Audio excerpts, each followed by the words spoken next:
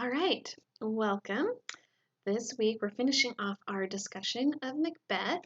And this week I want to talk about some of my old favorite topics, um, namely how language works in this play. But we're going to take it from a slightly different angle. We're talking about language, equivocation, the supernatural, and truth.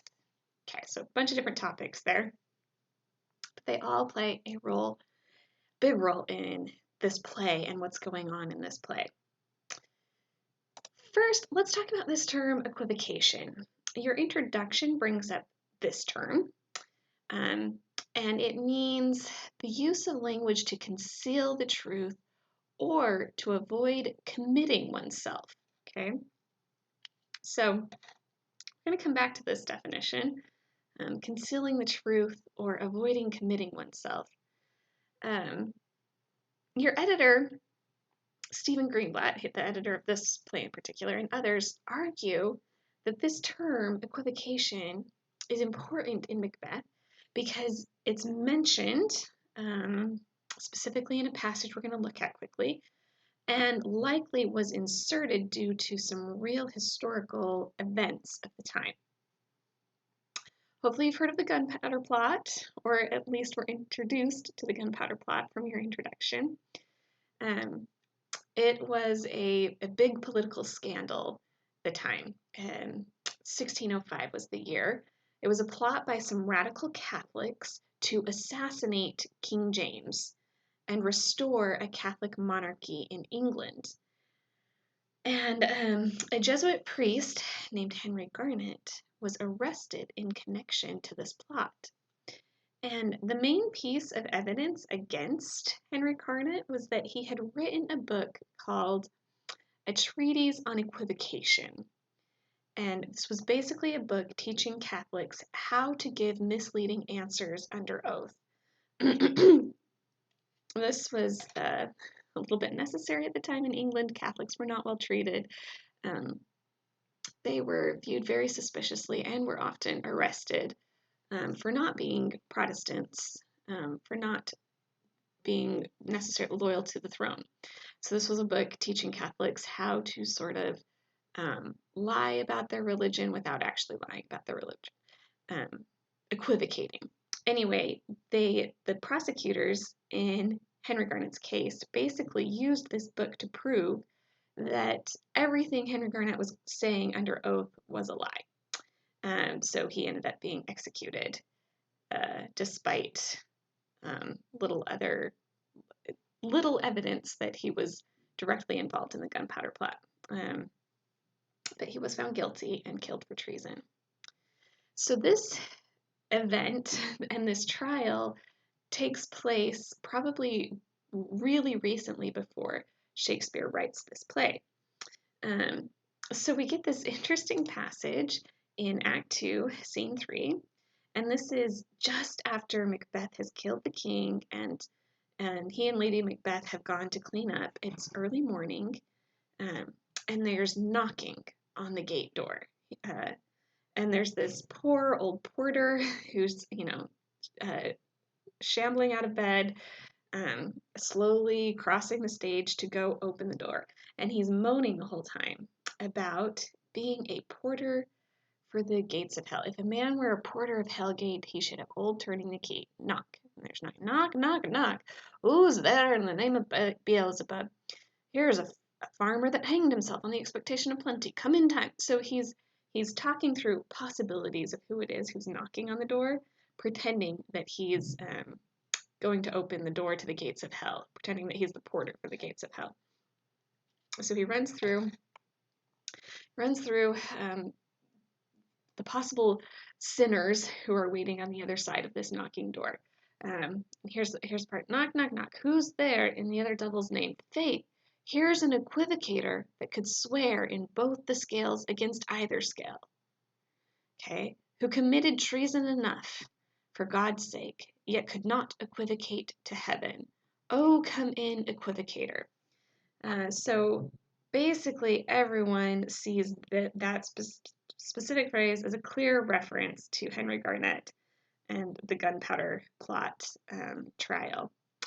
and has come to assume that equivocation, or in other words, lying, is an important theme in Macbeth.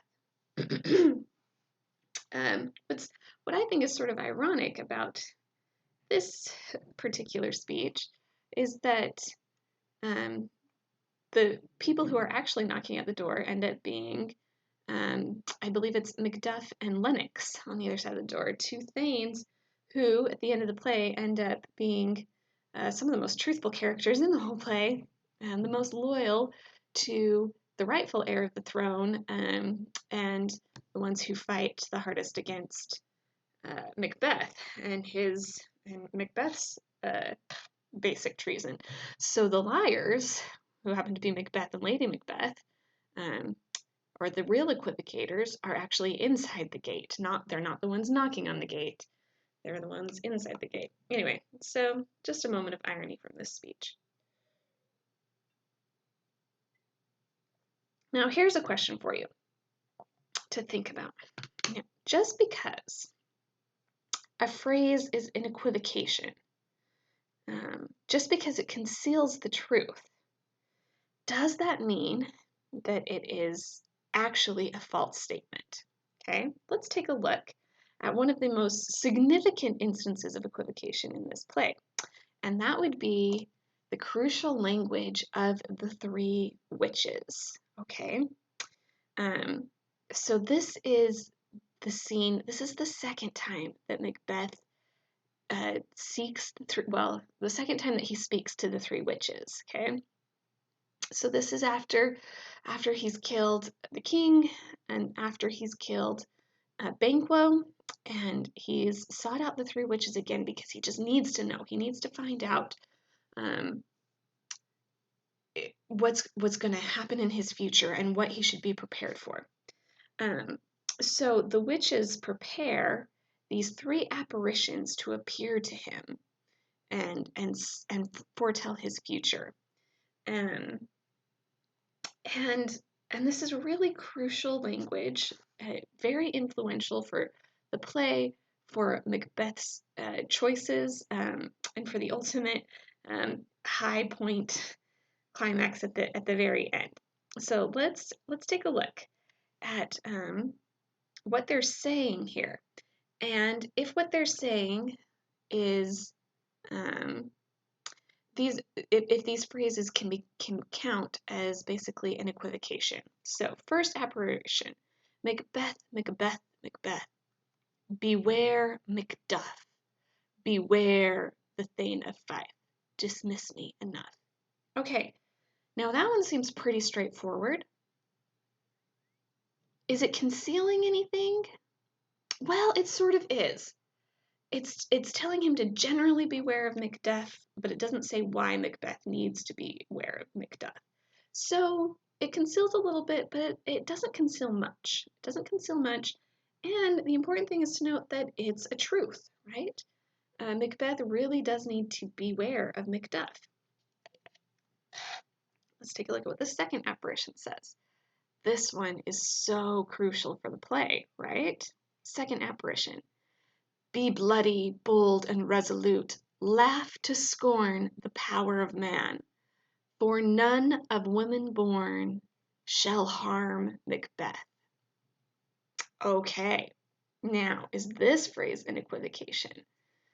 Yes, we are definitely not telling the whole truth here. We're definitely leaving out some crucial information, which would be, if this apparition were to tell it straight to Macbeth, they would be like, well, right, you don't need to be worried about any man who was born in the normal way of women, but beware of anyone who was born via cesarean section, a C-section. And oh, by the way, Macduff was a cesarean section. Did you guys catch that? Did you guys catch that that's what happened at the end there when Macbeth says, I need fear none who were born of women, and Macduff says, I was not born of woman but ripped untimely from my mother's womb. Basically what that means is the medieval version of a C-section. It probably killed the mother, but they saved the baby. So he was, ripped out of her womb. So we're talking like a real technicality of language here, okay? None of woman born. I think in today's parlance, we would probably say that even if it's a C-section, you're still born of that woman. But we're equivocating here. These spirits are equivocating here. They're playing with language. They're being misleading with language.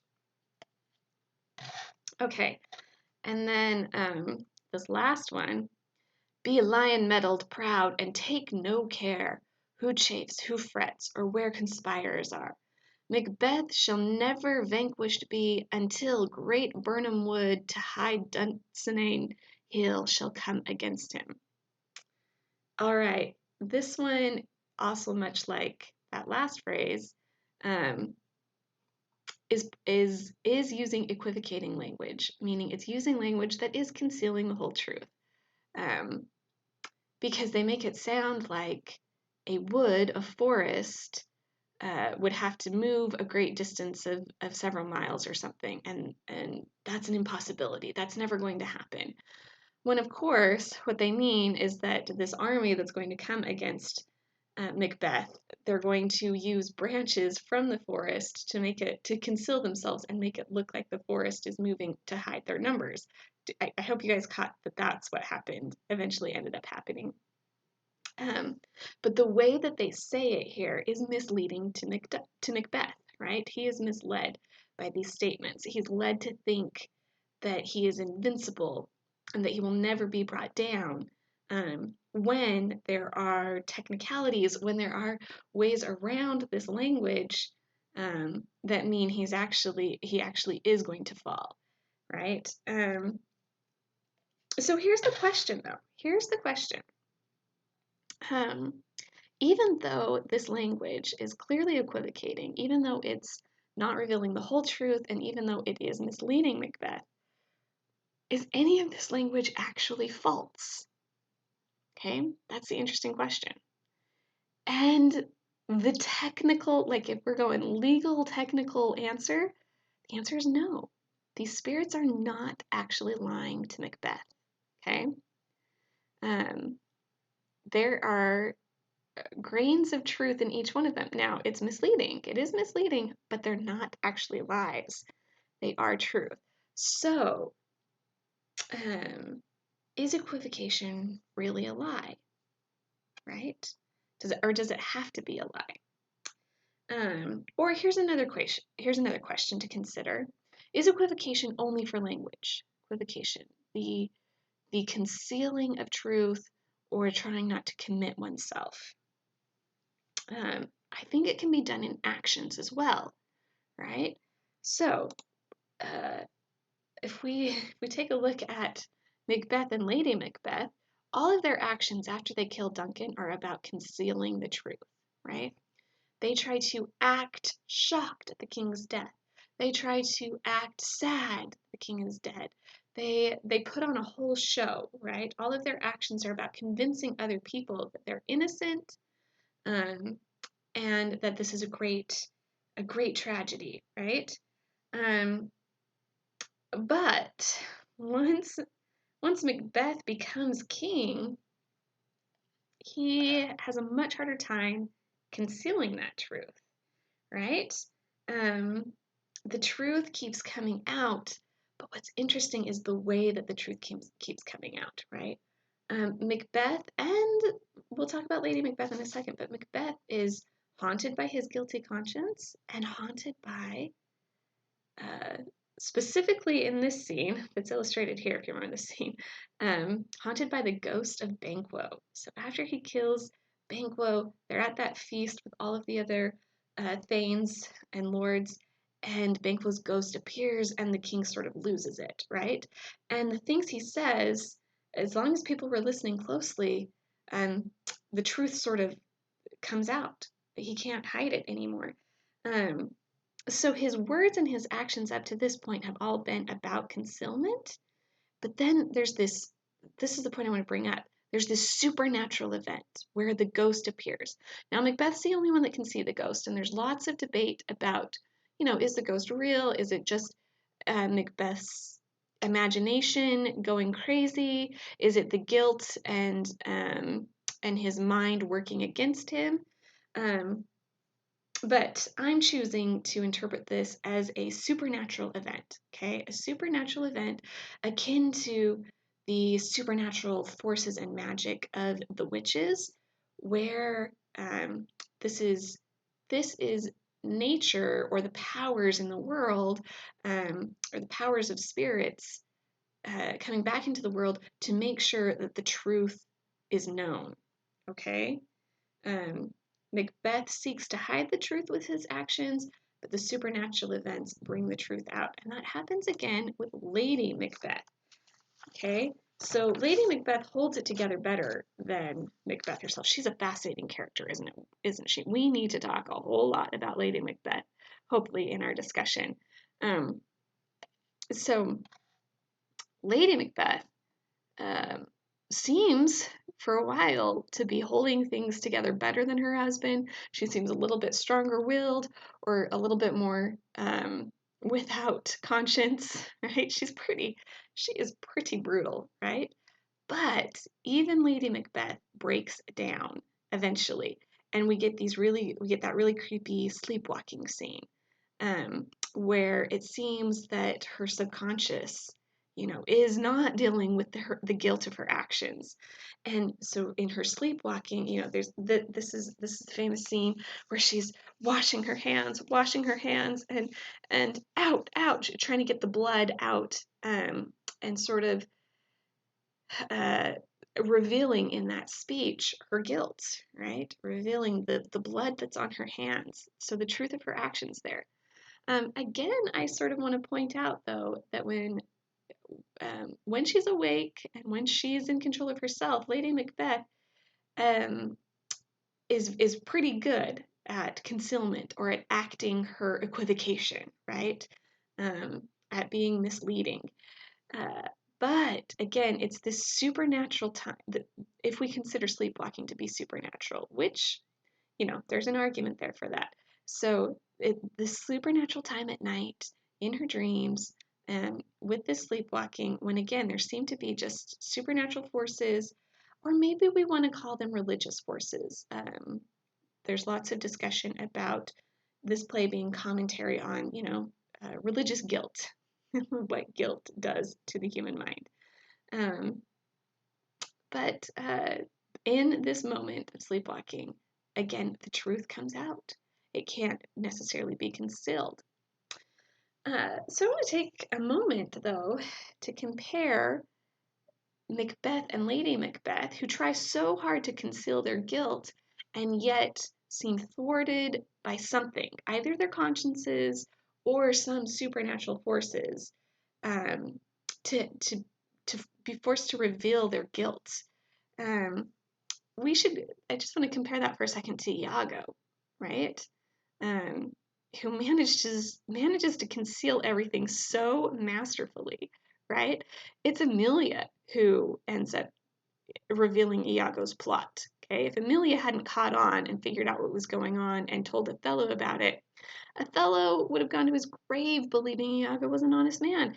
Iago is just so good at manipulation, at equivocation, at concealing the truth and not committing himself. Even at the end he never actually commits himself, never reveals his truth.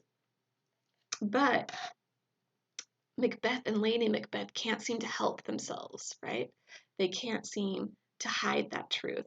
So what's different between Iago and Macbeth and Lady Macbeth? What's the difference there?